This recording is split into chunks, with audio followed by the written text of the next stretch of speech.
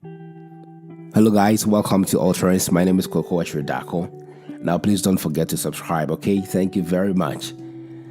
This man you see, his name is Fela Kuti. Fela Kuti. Now I'm about to share with you how his mother was killed and reasons why he changed his name. Are you ready? Okay, now let's start from here. Fela Kuti was a Nigerian musician, an instrumentalist, Afrobeat pioneer, and a human rights activist. To celebrate his memory, his children put together an event called Felabration. Felabration is an annual event held on the week of Fela's birthday. It takes place at the New Africa Shrine, Ikeja. Now, there are so many forgotten stories about the life and time of Fela Kuti. A lot of people think he was a misunderstood man. Fela was born on 15th October 1938 in Abeokuta, Ogun State. His full name is Olufela Olusegun Oludotun Ransom Kuti. Fela changed his name from Ransom to Aníkúlápó because he referred to Ransom as a slave name, a name inherited from enslaved ancestors. So he chose the Yoruba name Aníkúlápó to convey a sense of invisibility, which means one who has captured death and put it in his pouch. Wow. He was a great man indeed. Fela's father, Reverend Israel Oludotun Ransom Kuti, was an Anglican minister and school principal who was the first president of the Nigerian Union of Teachers. His mother, Chief Familayo Ransom Kuti, was a feminist activist in the anti-colonial movement. Most people only know her as the first woman in Nigeria to drive a car, but there was more to her. She was the first female student at Abeokuta Grammar. She was also a strong advocate who fought hard for women's right to vote.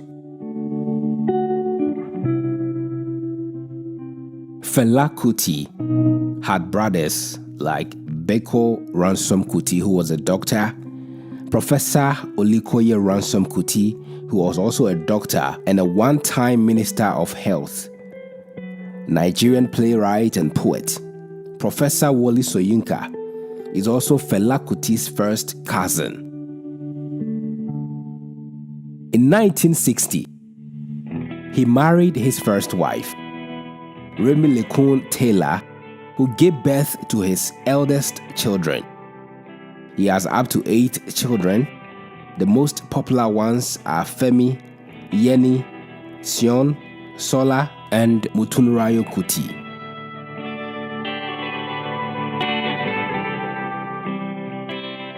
In 1958, Fela Kuti went to London to study medicine. But he had a change of mind and studied music instead. So in 1967, while in Ghana, he decided to call his style of music Afrobeat, a fusion of high life, funk, jazz, salsa, calypso, and traditional Yoruba music. This idea was brought about by Tony Allen, who was Fela Kuti's drummer for over 20 years. He helped in the production of instrumentals, melodies, and rhythms.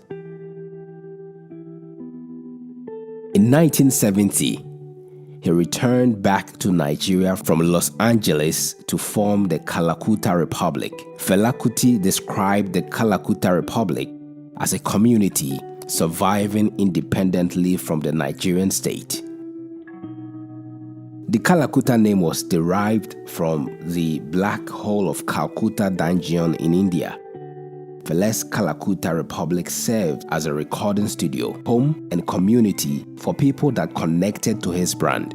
He also set up a nightclub and the Africa Shrine.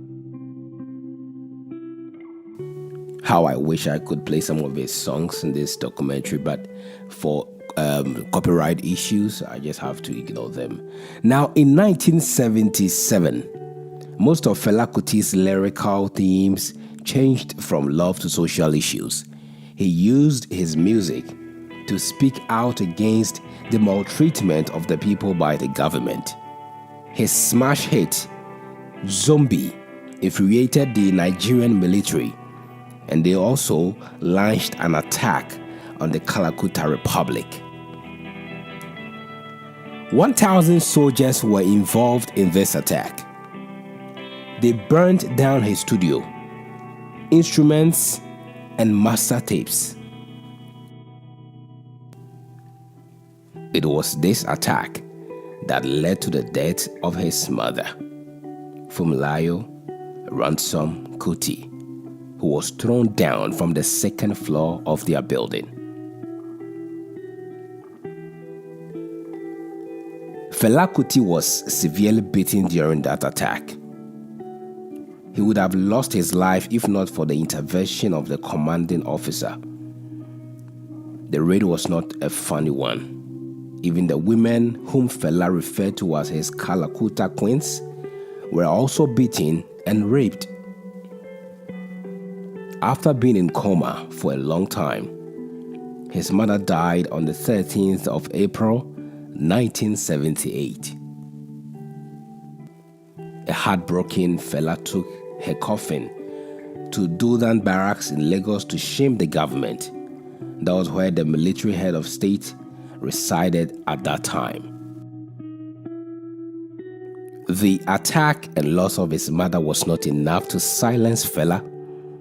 He released 2 new songs titled Coffin for the Head of State and Unknown Soldier, where he gave details of the invasion.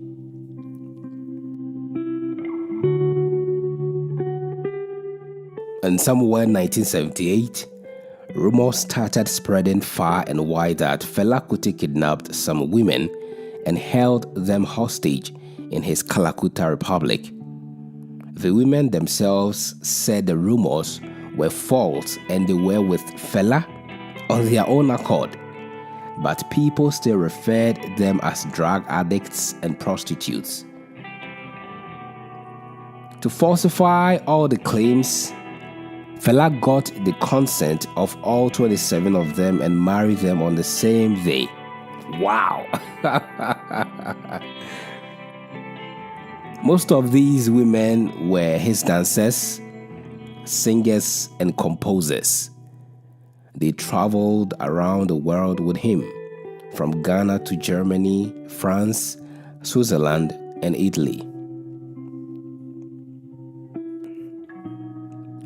That very same year, 1978, Fela was banned from entering into Ghana after a riot broke out when he performed his song Zombie.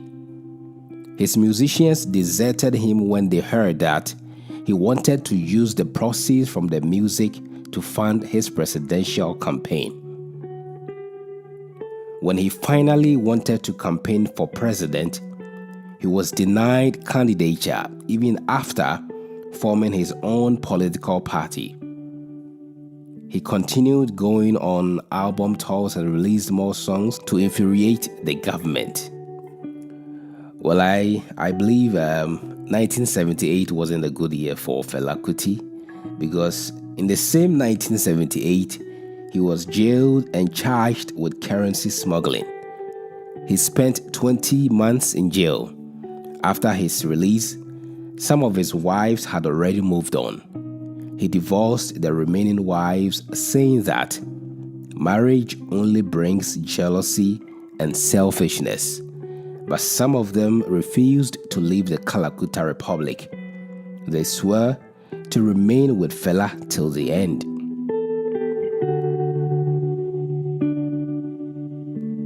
Well, that was an interesting one. Now, there's a stage play called Fela and His Kalakuta Queens, produced by Bolanyi Austin Peters, that shows regularly at Terra Culture in Lagos. This stage play shows details of Fela Kuti's life in Kalakuta Republic as narrated by two of his surviving Kalakuta queens, and I guess it's a must see, it's a must watch. Kindly do well to go and watch that one as well. Now, what happened to Fela Kuti? I mean, how he died. There are still some level of skepticism surrounding the cause of his death, and he allegedly died due to some complications from AIDS. Yeah, very sad. But then, over 1 million people were present at his funeral, which took place at the old shrine compound. Now, he died on the 2nd of August, 1997, at age 58. My name is Kwakwachri Dako. Thanks for having you. Kindly do what to subscribe to our YouTube channel for more videos. Grateful.